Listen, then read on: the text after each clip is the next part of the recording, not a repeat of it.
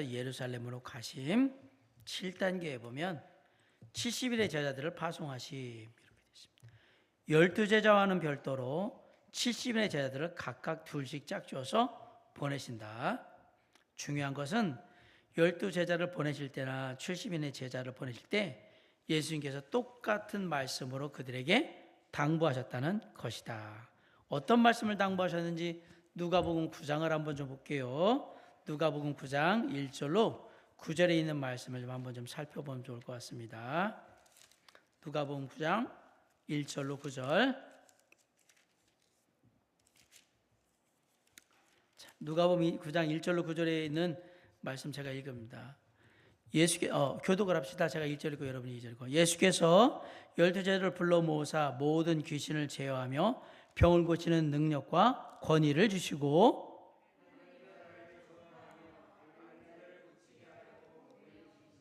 이르시되 여행을 위하여 아무것도 가지지 말라. 지팡이나 배낭이나 양식이나 돈이나 두 벌 옷을 가지지 말며 누구든지 너희를 영접하지 아니하거든 그 성에서 떠날 때 너희 발에서 먼지를 털어버리고 그들에게 증거를 삼으라 하시니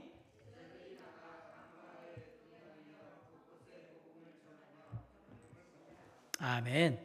일단은 6절까지 한번 보겠습니다. 자, 여기서 보면 3명의 제자가 있고요. 베드로, 야고보, 요한 12제자가 있죠. 베드로, 야고보, 요한 3명을 포함해서 그 다음에 70인의 제자가 있습니다. 12제자를 제외하고 그 다음에는 120명의 제자가 나옵니다. 오순절 성령 강림하실 때에 사도행전 2장에 보면 120문도라고 해서 명의 제자가 그 다음에 예수님이 승천하실 때에는 500명의 제자가 봐요. 그러니까 3명, 12명, 70명, 120명, 500명 이렇게 단위가 커지고 있어요. 제자들이 그렇게 되어 있다는 걸 우리가 보게 됩니다. 70인의 제자를 보낼 때나 12명의 제자를 보낼 때나 동일한 말씀을 하셨다는 얘기는 그들이 해야 하는 일은 똑같다 얘기입니다. 뭐 12명이야 12제자는 뭐 다른 특별한 일을 하고 70인의 제자는 다른 일을 하고 그런 게 아니라 예수 그리스도의 제자는 똑같은 일을 해야 하는 거거든요. 제일 먼저 해야 되는 게 뭐죠? 여기 보면 모든 귀신을 제어하고 병 고치는 권세와 능력과 권위를 주시고 하나님의 나라를 전파하며 앓는 자를 고치게 하려 내보내시며 이렇게 얘기하고 있어요. 언뜻 보면 가서 귀신 쫓고 병 고치고 하는 게 제일 중요한 일인 것 같은데 그러질 않습니다. 복음을 전할 때 이런 일들을 벌이는 이유는 세상의 사람들이 하나님의 능력 보이는 걸 보면 빨리 믿기 때문에 그렇게 했던 것뿐입니다. 특별히 복음이 전혀 안 들어간 지역이나 복음이 잘 전해지지 않은데 이런 데는 눈으로 보여주는 게 훨씬 더 효과적이기 때문에 지금의 현재 선교 사역에서도 아프리카나 동남아시아나 뭐 남미의 오지나 이런 데 갔을 때는 사실 복음을 전하는 것보다 훨씬 더 효과적인 건 뭐냐면 하나님의 능력을 보여주는 거거든요. 아픈 사람이 낫고 뭐 귀신 들린 사람이 뭐 귀신이 내쫓고 이렇게 되면 그들이 하나님에 대한 관심은 갖겠죠. 그런데 그런 일을 봤다고 해서 다 믿느냐? 그건 아닙니다. 오히려 그런 걸 믿는 사람들 중에 그냥 믿고 어느 정도 시간이 지났을 때 시들시들한 경우가 성경도 많이 있고 대부분이 그렇습니다. 그래서 가장 먼저 전해줘야 되는 게 사실은 뭐냐면 복음이 전해져야 되고 그 복음과 함께 진리를 깨달았을 때 하나님의 능력이 행해지면 가장 완벽한 거예요. 근데 이게 거꾸로 순서가 돼버리면 이게 나중에 문제가 그렇게 발생을 했던 거예요. 제가 지금 선교학에서 가르치는 그 선교학에도 이게 나와요. 능력, 진리, 지혜 이런 얘기를 하는데 제일 먼저 복음을 전할 때 필요한 건 뭐냐면 진리를 가르쳐 줘야 돼요. 그들이 진리를 깨달아야 된단 말이에요. 그래야 그걸 통해서 하나님에 대해서 이해하게 되고 그리고 헌신하게 되는데 그들에게 뭐가 있는 거냐면 능력이 있는 거다라는 걸 알려줘야 되는데 이게 처음에 경험을 하면 하나님을 마술사 수준에서 자꾸 생각을 하는 경우가 있어요. 그 문제가 성경에도 그 얘기가 나오잖아요. 그냥 예수님만 보면 무조건 능력 우리에게 기적을 보여주고 이 능력을 달라고 막 그랬던 이유는 사람들이 그 정도 수준이기 때문에 그랬던 거거든요. 그래서 제자들에게 언뜻 얘기할 때는 이게 저 많은 일 같지만 그러지 않고 복음을 전하는 일이 먼저 그리고 예수를 깨닫게 하는 일 거기에 부수적으로 필요했던 일들이 병을 고치거나 귀신을 쫓는 일이었다라는 사실들을 기억하시기 바랍니다. 자, 8번 선한 사마리아인의 비유가 나옵니다. 영생에 관한 율법사의 질문에 강도당한 사람, 제사장, 레위인, 선한 사마리아인, 주막주인 등을 통해 답을 하셨습니다. 사마리아인 비유가 나오죠. 젊은 율법사의 질문은 영생에 어떻게 하면 영생을 얻으리까라는 얘기였거든요. 그러자 내가 무엇을 하여 영생을 얻으리까? 그러니까 예수님이 율법에 무엇이라 기록되어 있느냐라고 네가 어떻게 읽었냐라고 했더니 네 마음을 다하며 목숨을 다하며 힘을 다하여 뜻을 다하여 주 너의 하나님을 사랑하고 또한 네 이웃을 네 자신과 같이 사랑하라 하였나이다. 예수께서 네 대답이 옳도다. 이를 행하라. 그러면 살리라. 그 사람이 자기를 옳게 보이려고 예수께 여짜오되 그러면 내 이웃이 누구입니까? 제가 이웃이 누군지 몰라가지고 이걸 못했고요. 알고 안 한 건 아닌데요. 이런 식으로 이렇게 얘기한 거거든요. 왜냐하면 자기를 옳게 보이려고라는 얘기는 자기가 나름 이거 다 잘하고 하나님 사랑 잘하고 했는데 사실 이웃이 누군지를 몰라서 제가 못 도와주지 그렇다고 이웃을 안 도와주고 그런 건 아니에요. 거기에 나오는 이야기가 네 이웃이 누구냐라는 얘기에서 뭐예요? 선한 사마리아인의 비유가 나온 거예요. 그러면서 이제 물어봐요. 맨 마지막에 네 생각에는 이 세 사람 중에 누가 강도 만난 자의 이웃이 되겠느냐? 이르되 자비를 베푼 자이니이다. 누가 선한 사마리아인 얘기? 여기서 말하는 사마리아인이 그런 거죠. 예수께서 이르실 때 가서 너도 이와 같이 하라 하시니라. 했을까요? 안 했을까요? 이 말에 가서 너도 이와 같이 하라는 얘기는 돈 좀 써 이 얘기한 거예요. 가난한 사람들한테 베풀고 나누고 좀 살아 그렇게 얘기한 거예요. 저는 이 사람은 절대로 그 일을 안 했을 거라고 봅니다. 왜?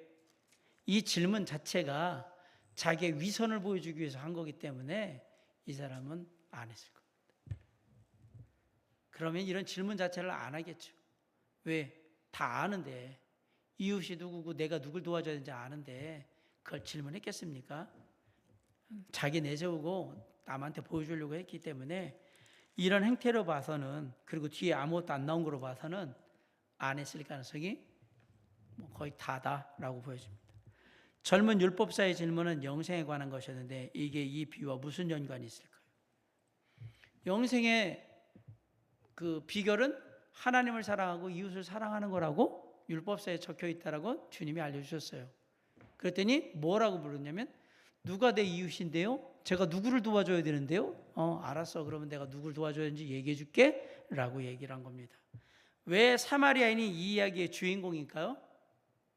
선한 유대인도 아니고 선한 바리새인도 아니고 선한 사두개인도 아니고 선한 서기관도 아니고 선한 율법사도 아니고 왜 사마리아인입니까?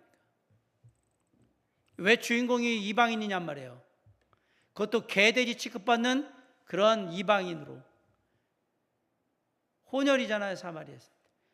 왜 예수님은 이 이야기의 주인공을 굳이 이방인 취급받는 사마리아인을 썼을까? 한 번도 생각을 안 해보셨잖아요. 그죠? 그냥 주님이 알아서 하셨겠지.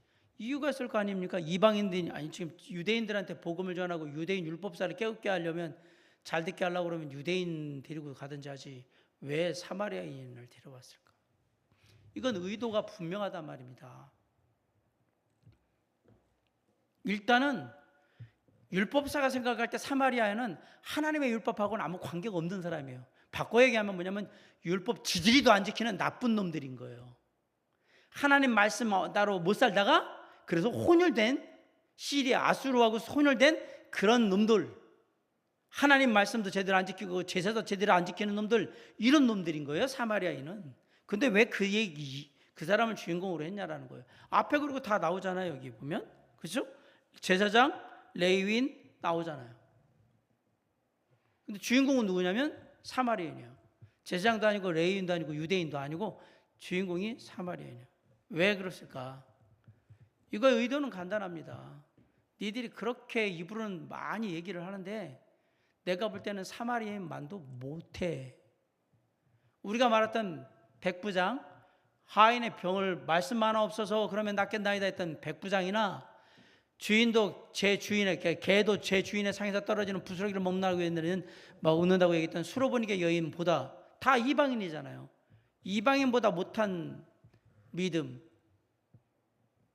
삶, 그걸 가지고 네가 지금 영생을 얻겠다고 얘기하니 그 사람의 삶이 부족하고 전역을 떠나서 네 삶이 그런 것은 네가 영생 얻을 만한 믿음이 네 안에 없기 때문이라고 얘기해 준 거죠. 이게. 지금 삶을 못 살았다는 얘기를 하려고 하는 게 아니라 네가 삶을 못 산 이유는 구원받고 못 산 게 아니라 아예 네 안에 그런 것들, 하나님에 대한 생각, 하나님의 원하심 이런 것들 자체가 율법사임에도 불구하고 없는 거예요. 율법사임에도 불구하고 율법을 해석하고 가르치는 사람인데도 불구하고 없어요. 심각한 문제죠. 쉽게 얘기하면 목사인데 구원을 안 받은 거죠. 이 얘기잖아요. 이게 지금. 제사장과 레위인 그리고 사마리아인의 마음을 잘 살펴봐야 한다. 율법의 완성은 하나님, 예수님의 마음을 행하는 것이다. 자, 제사장 예루살렘에서 여리고로 내려가다가 강도를 만났어요. 어떤 사람. 그래서 그 옷을 벗기고 때려 거의 죽은 것을 버리고 갔다. 때마침 한 제사장이 그 길로 내려가다가 그를 보고 피하여 지나가고. 옷을 왜 벗겼을까요?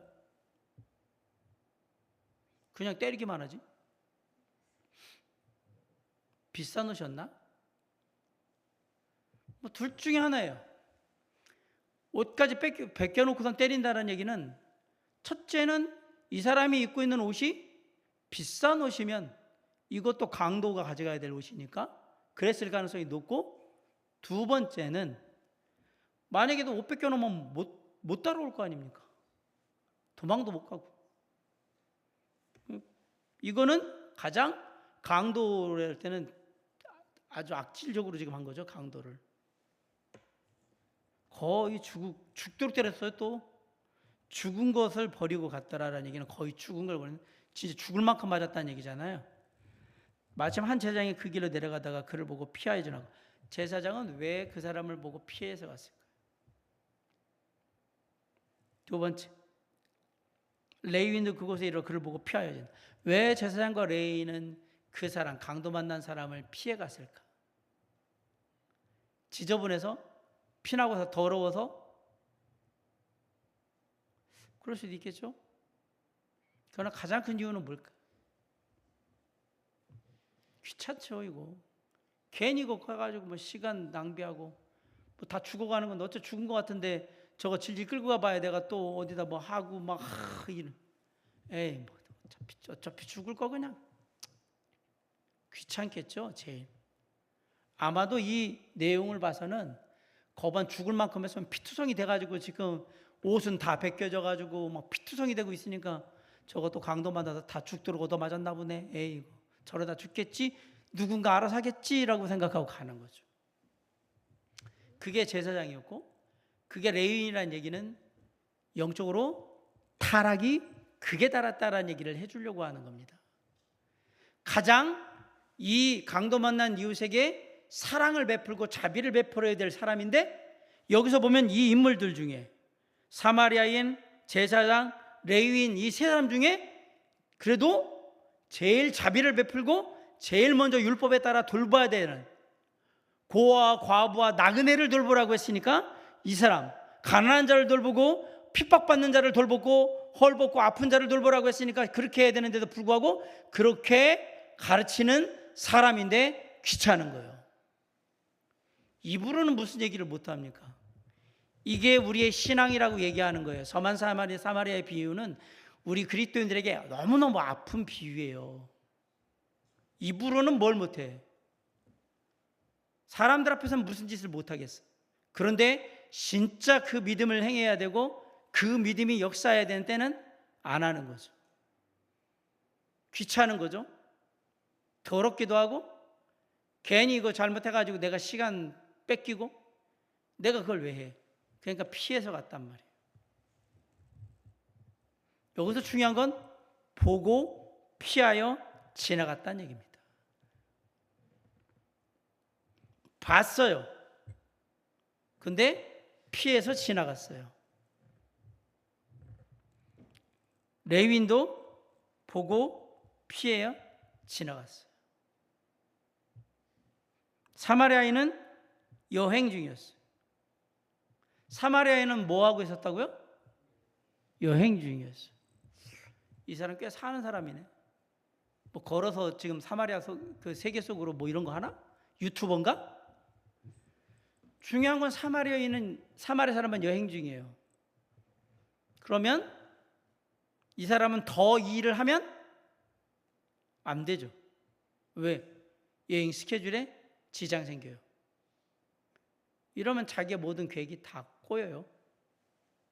여행 중이었어요. 즐겁게 해피하게 아유 남 죽든 말든 나만 행복하면 좋지 뭐 이렇게 가야 될 것 같은데 안 가요.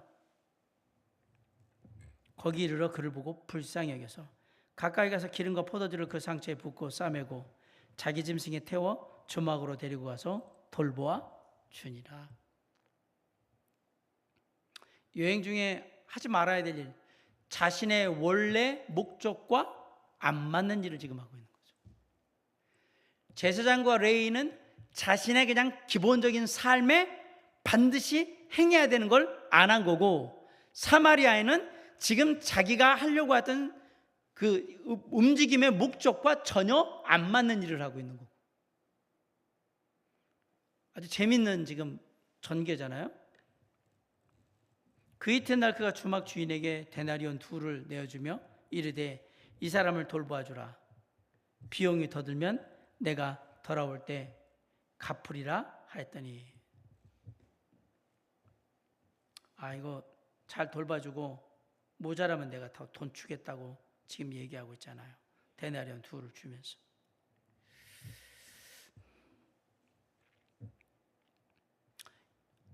비용 더 주겠다고 얘기하고 이 주막 주인도 참 대단한 것 같아요.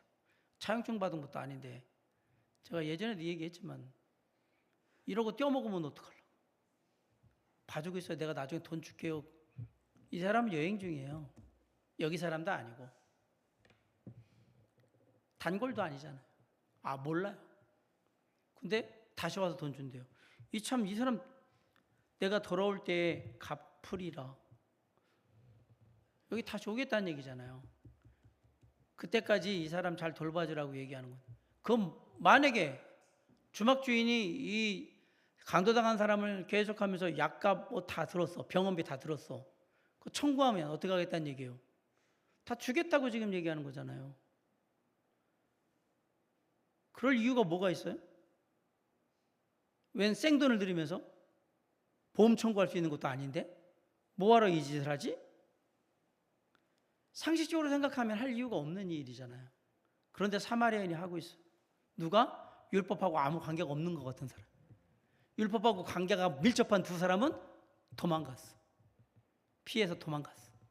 그런데 율법하고 아무 관계가 없는 사람은 그 일을 하고 있는 거예요. 이래서 이 율법사한테 얘기했던 거예요. 너도 똑같지. 너 다 알잖아. 말로는 사람들한테 그렇게 해야 된다고 얘기하잖아. 너 안 하잖아. 그걸 얘기한 거예요. 율법사한테. 너 그런 삶 살고 있잖아. 그러지 말고 말로만 하지 말고 가서 자비를 베풀어. 누가 네 이웃이냐? 자비를 베풀면 베풀어. 그 얘기는 예수님이 이미 이 사람의 삶을 꿰뚫어 알고 계시다는 얘기입니다. 다 보고 계시다는 얘기예요. 넌 자비가 없잖아. 입만 살았잖아. 그리고 네가 잘하는 것 같이 얘기하잖아. 내가 볼 때 너는 아닌데? 가서 자비를 베풀어. 실천하라고 얘기하잖아요. 율법의 완성은 하나님이 하시는 거거든요. 주님이 하셨잖아요. 그 율법의 완성이 뭐냐? 말씀대로 사는 거예요. 율법은 폐하신 게 아니라 완성하는 거죠. 그 완성은 바로 하나님의 말씀대로 행하는 거예요. 행하는 거. 그리고 제가 늘 이 얘기하면서 이 주막 주인은 과연 어떤 사람이었을까요? 그냥 모르는 사마리아 사람이 그냥 이 사람 해주세요라고 그걸 다 받아들이는, 만약에 이대로 다 받아줬다면 이 사람 주막 주인도 대단한 사람이란 말이에요. 뭘 믿고 해줘 이거를? 뭐 핸드폰 있어요? 전화번호 같은 거? 없잖아요. 아무것도. 누군지 주민등록증 그거 뭐 스캔한 것도 아니고 뭐 담보로 맡겨놓은 것도 아니고.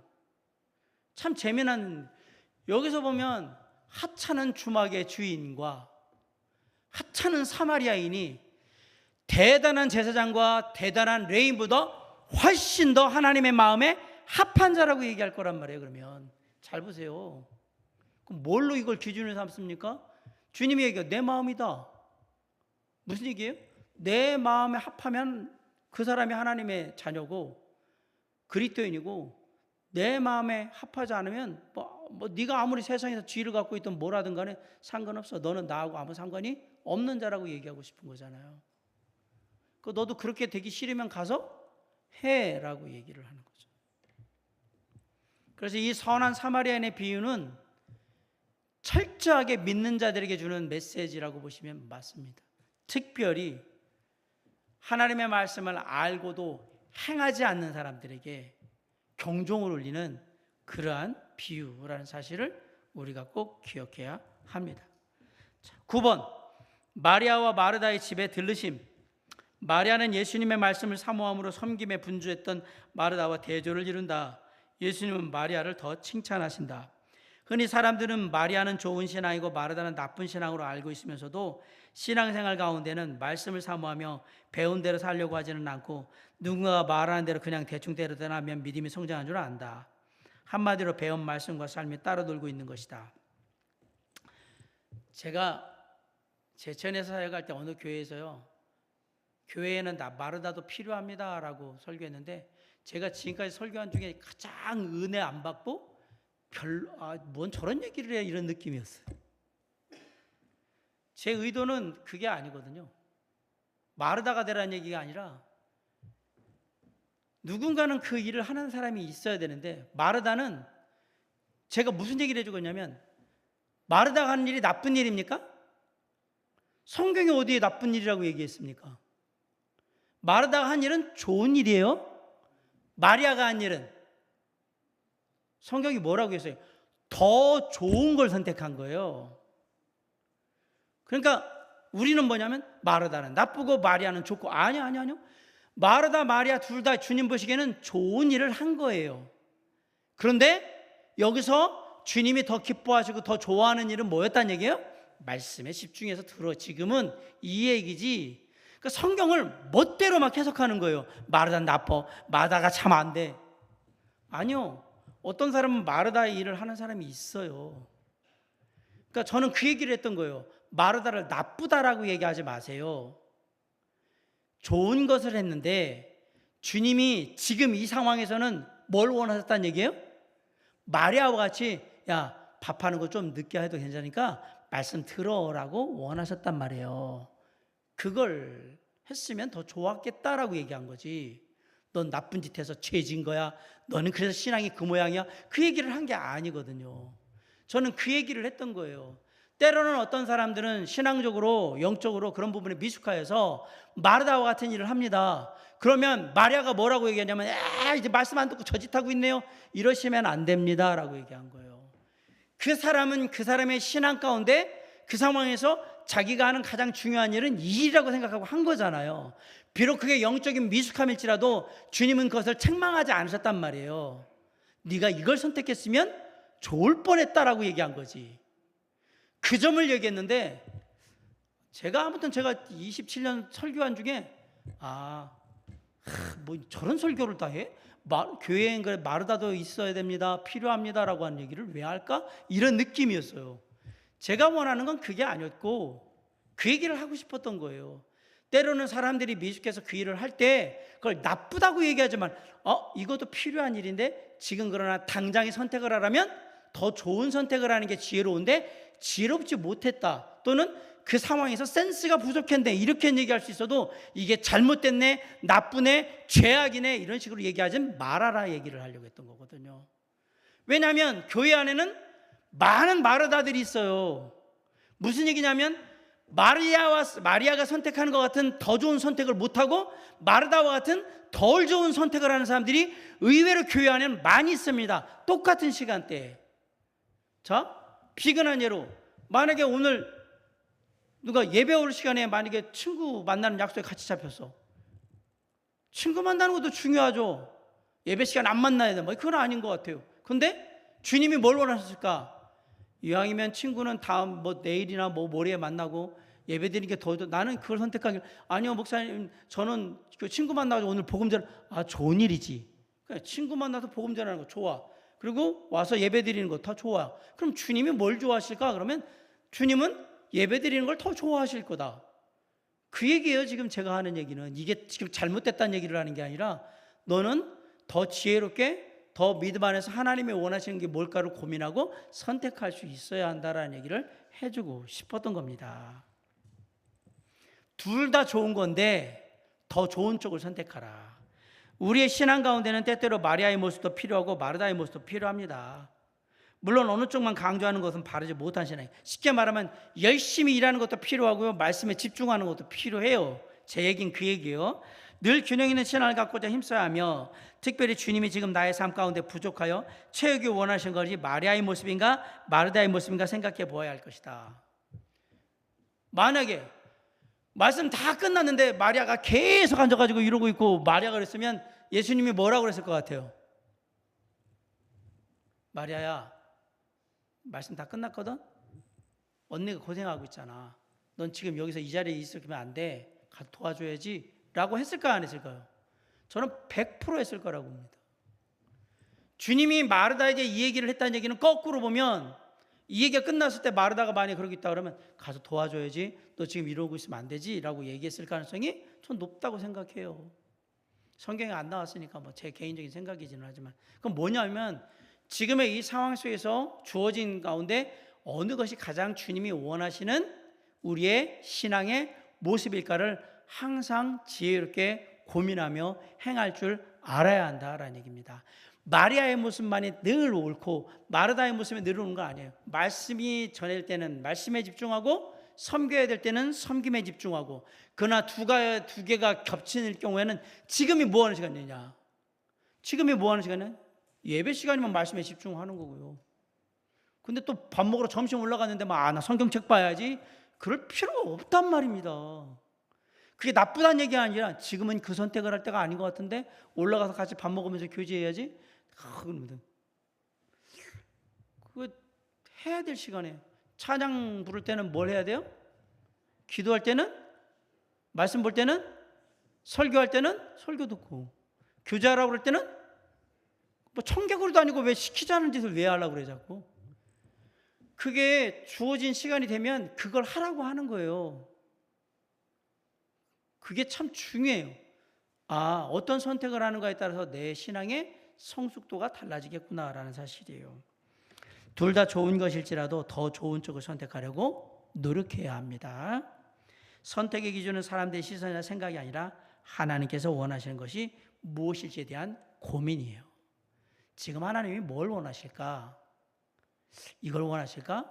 이걸 원하신다면 왜 이걸 원하신다고 내가 생각하고 있지? 그 이유를 쭉 보고, 저걸 원하실 것 같아. 그러면 저걸 원한다고 생각하는 내 이유가, 그래서 항상 누군가 물어봐서 넌 그걸 왜 그렇게 했는데? 라고 그러면 저는 이런 이유에서 이렇게 하나님이 기뻐하실 거라고 생각해서 이렇게 했어요 라고 얘기를 할 줄 아는데, 그냥 몰라.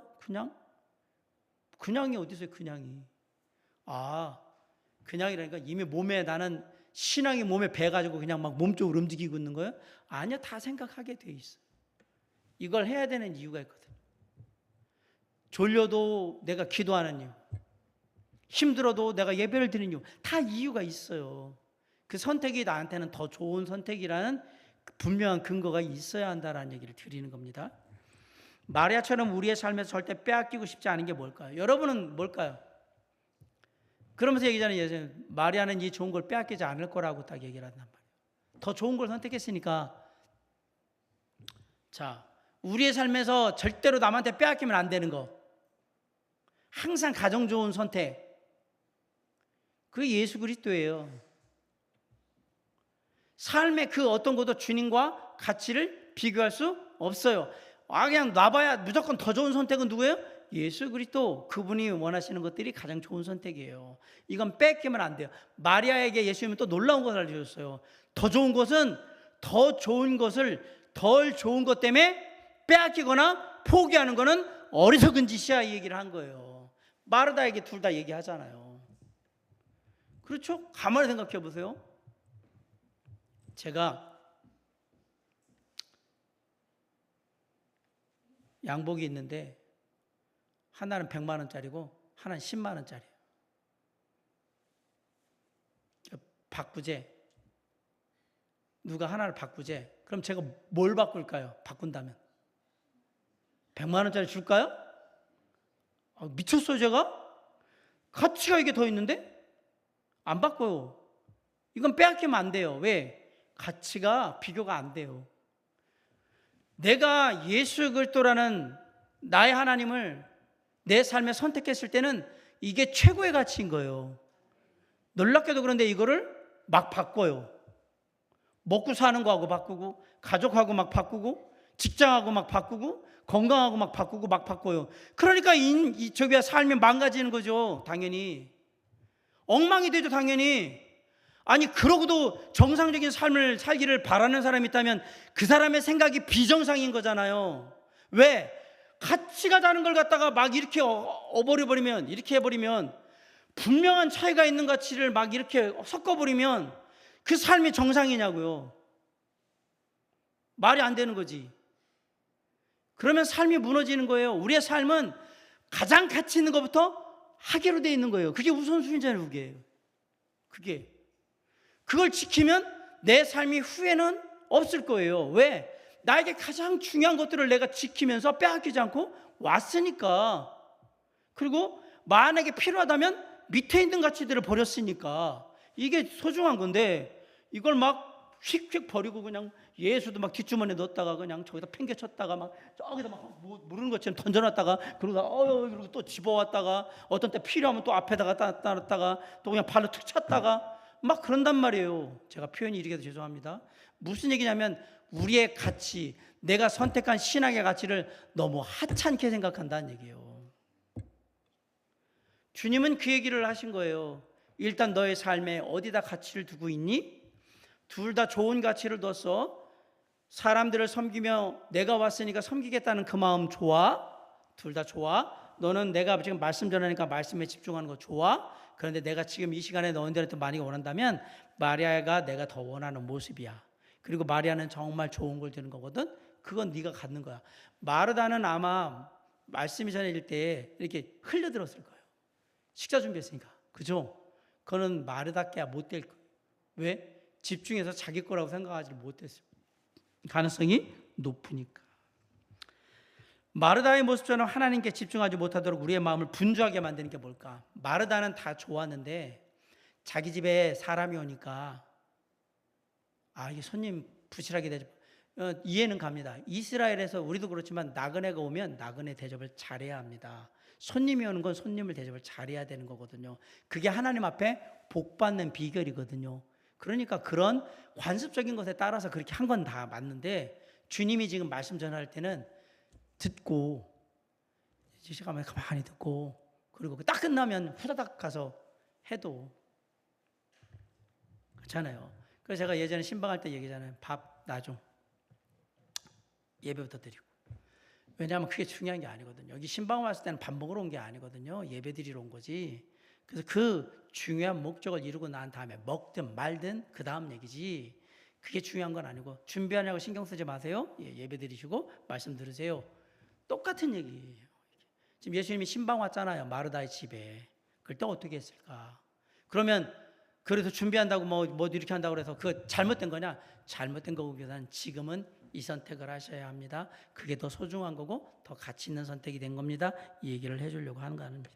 그래서 교회 안에는 마리아도 있고요. 마르다도 있어요. 그리고 때로는 마리아가 필요하고요. 말씀에 집중하는 사람의 모습, 마리아의 모습이 필요하기도 하고 때로는 마르다같이 사람을 섬기고 점대하고 이렇게 하는 모습들도 필요합니다. 그러나 중요한 것은 그 속에서 하나님이 원하시는 선택이 무엇인가를 우리가 고민하면서 항상 그 좋은 것, 더 좋은 것을 선택할 수 있는 믿음이 되어야 한다라고 말씀하고 있는 겁니다. 자, 10번. 세 가지 비유가 나옵니다. 어리석은 부자, 기다리는 종들의 비유, 지혜로운 청지기의 비유.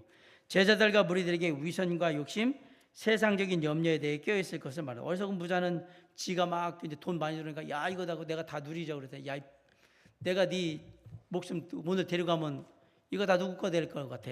이렇게 물어본 거죠.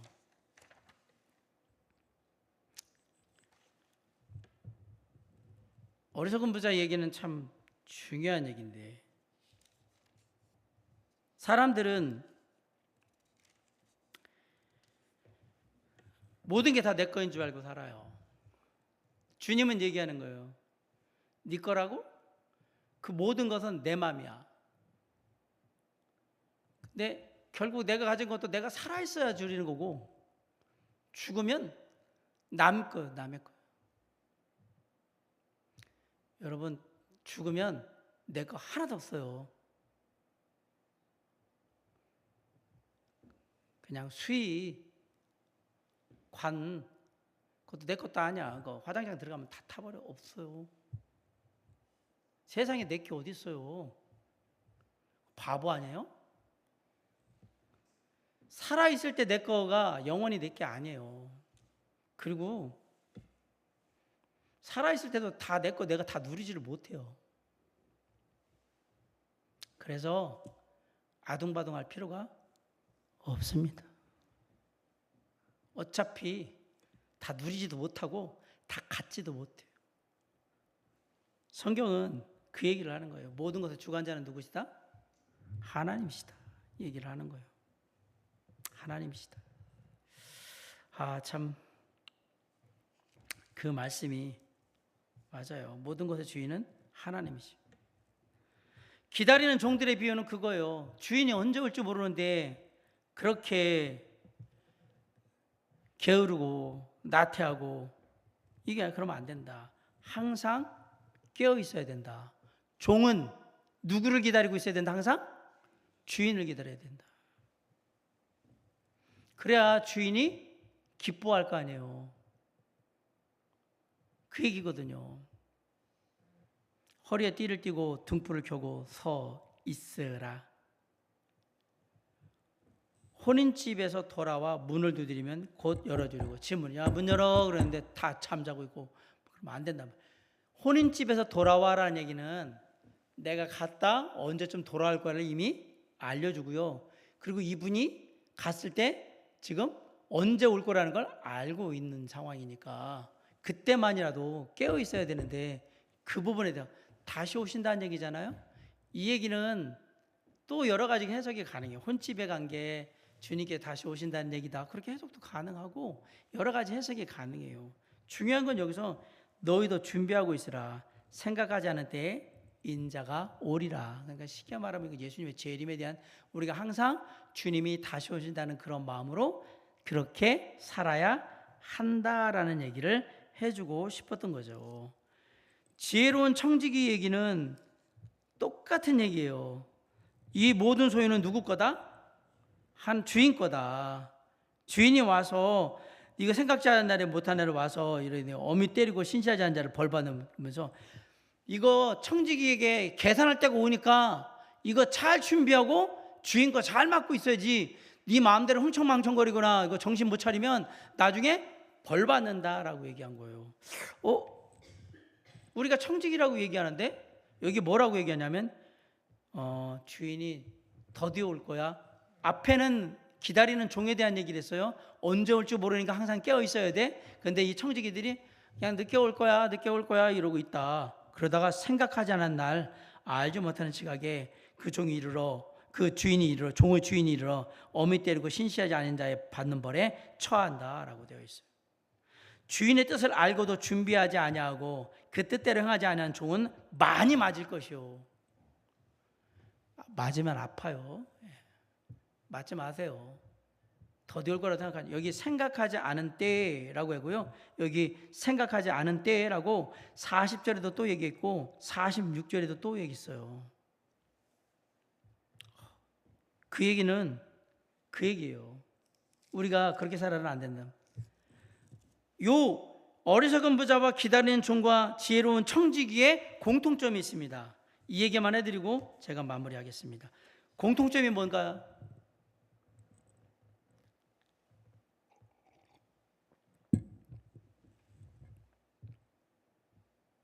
여기는 제가 안 써놨어요.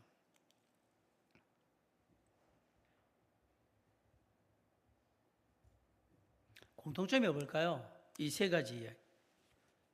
어리석은 부자한테는 야, 그 돈 많이 벌었다. 야, 내가 다 써야지 했더니 오늘 밤 너 내가 데려가면 어떡하려고? 라고 했고요. 기다리는 종에게는 생각하지 않은 때에 내가 올 거다라고 그랬고, 지혜로운 청지기한테도 뭐라고 그러면 생각하지 않은 날, 알지 못하는 시각에 그 종의 주인이 이르러 온다고 했어요. 자, 공통점이 뭐죠? 지금 시간에 대한 얘기를 하잖아요. 때에 대한. 그냥 이걸 만약에 쉽게 얘기한다면 시간의 주인이 누구라는 얘기입니까? 주님이시라는 얘기입니다. 하나님이라는 얘기입니다. 모든 것은 하나님이 정하시는 거예요. 내가 정하는 게 아니에요. 내가 누리고 싶다고 누리고 누리기 싫다고 안 누리고 막 이런 게 아니에요. 때와 기한은 다 하나님이 정하시는 거예요. 근데 이 사람들은 왜 어리석었냐? 왜 게을렀냐? 왜 지혜롭지 못했냐? 시간을 내 거라고 생각하고서 내가 마음대로 생각한 거란 말이에요. 그러니까 내가 때를 정하고 안 올 거야. 더디 올 거야. 내가 다 가지고 가지. 그러더니 야, 내가 너 오늘 생명 끊어가면, 내가 지금 오늘 오면 이 얘기한 거예요. 우리의 삶의 시간은 누구 것이다? 하나님 것이에요. 주님 거예요. 내 게 아니에요. 그러므로 항상 우리는 어떤 마음으로 살아야 된다? 모든 것이 주께로 말미암고 모든 것은 주님의 것이고, 항상 깨어서 주님이 올 때를 기다리며 문을 열려고 하고, 그리고 살아있는 동안에는 주님이 맡기신 것 잘 청지기로 감당하고, 그러다가 어디로 가요? 주님 품에 가야 된다, 이 얘기를 하려고 하는 거예요. 이 얘기가. 오늘의 결론은 그겁니다. 시간의 주인은 내가 아니다. 모든 것은 주님이 주관하신다. 항상 주님이 허락하시는 그때에 그 누구보다도 지혜롭고 깨어서 주님의 것을 잘 감당하면서 살다가 주님의 나라에 가는 저와 여러분이 될 수 있기를 주님의 이름으로 간절히 축원합니다. 기도하겠습니다. 사랑과 은혜가 풍성하신 아버지 하나님, 이 시간 기도합니다. 우리의 삶의 주인은 내가 아닙니다. 조금 가지고 있다고, 조금 누리고 있다고, 조금 배웠다고, 조금 여유가 있다고, 다 내가 생각한 대로 된다고 생각한다면 삶의 주관자, 시간의 주인이 주님이신 걸 우리가 이미 잊어먹고 교만하게 하고 있는 겁니다. 주여, 오늘 어리석은 부자도, 주인을 기다리지 못하는 종들도, 그 다음에 자기 것이 아니라 주인의 것인데도 불구하고 제대로 관리하지 못한 청지기도 다 이 모든 삶의 주인이 누구인지를 깨달아야 했던 겁니다. 주님, 우리의 마음이 항상 겸손하게 하시고 주님을 바라보게 하시며 주님이 허락하신 것에 기뻐하며 그 안에 누리다가 주님의 품에 안기는 저와 우리 사랑하는 성도들 되게 하여 주시옵소서. 선하신 하나님의 은혜 가운데 오늘도 주님의 귀하신 뜻을 행하는 삶으로 아름답게 드려지는 귀한 삶의 발걸음 될 수 있도록 선하게 인도하실 줄 믿고 맡겨오며 감사할 때 예수 그리스도 이름으로 간절히 기도를 삼나이다. 아멘.